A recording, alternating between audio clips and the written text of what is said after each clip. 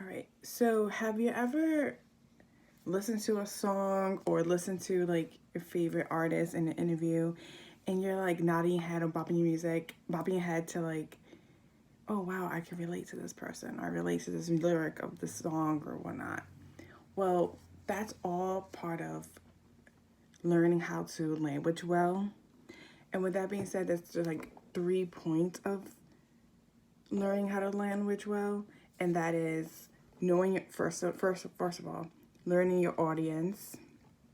For example, talk. It's like talking to a group of high school kids about cleanliness, and you in the medical field and only talking in medical terminology. The audience, the high school kids, are going to be clueless. Another example of knowing your audience is talking to a group of kindergartners about arts and craft and all that. But then you as an artist, given talking to the children about and you're talking and using artists language such as shading and abstract and like modern art, they're not gonna know that. So you have to learn how to like talk to your audience appropriately. And that's called analyzing your audience. And another appropriate for context is another way of analyzing your audience is appropriate for context. And that is, let's just say you're at a rally. You're not gonna be in a rally talking as if you're in a business meeting. So you have to weigh out like what's appropriate, learn the vibes, what's appropriate, how to talk, how to react, to your audience. Point number 2 is vividly talking to your audience, and that's it helps your listeners or your audience create a strong, distinct, clear mental image of what you're talking about. 2 ways to help your audience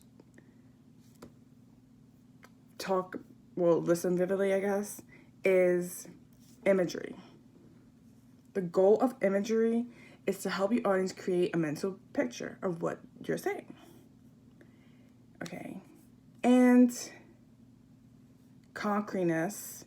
Concrete is a way to help the speaker show the audience something instead of just telling them. Okay. Another little point is simile. You want to use similes, like for example, like the song I forget what her name, but her name is like Patty something. Love is a battlefield. We all could relate to that. You know what that means. That's a simile. So in the language too, like she's expressing what that means by love. We all know you're not gonna be at war in love, but love can be tough. So that's like another way. Or metaphors as well. Let's see.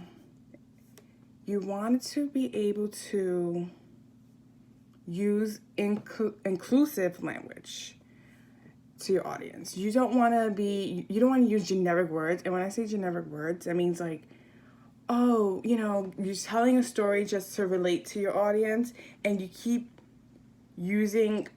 talking about a person as if it's only male. And it could be, your audience could be male, female, mixed crowd, but you want to stay away from like sexist phrases or words, such as like policeman. You could say police officer, like that.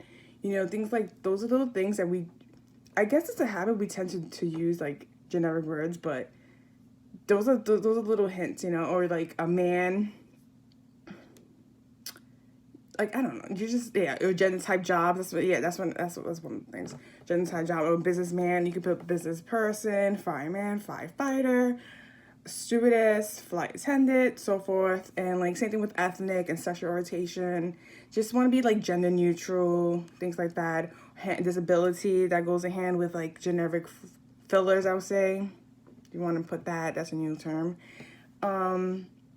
Handicapped people, you say people with disability. Insane person, you don't say someone is crazy. You say psychiatric disability. someone in a wheelchair, you know, person. So of saying crippled, you'll say physical disability, things like that. Mentally retarded, you don't say that, but you'll say someone who's intellectual disabled, you know, things like that. Those are little hinters that's important to use your language well in their speech, and that's overall what I learned. And I'm trying to convey that to you guys. And that's all. Hope we safe. Bye.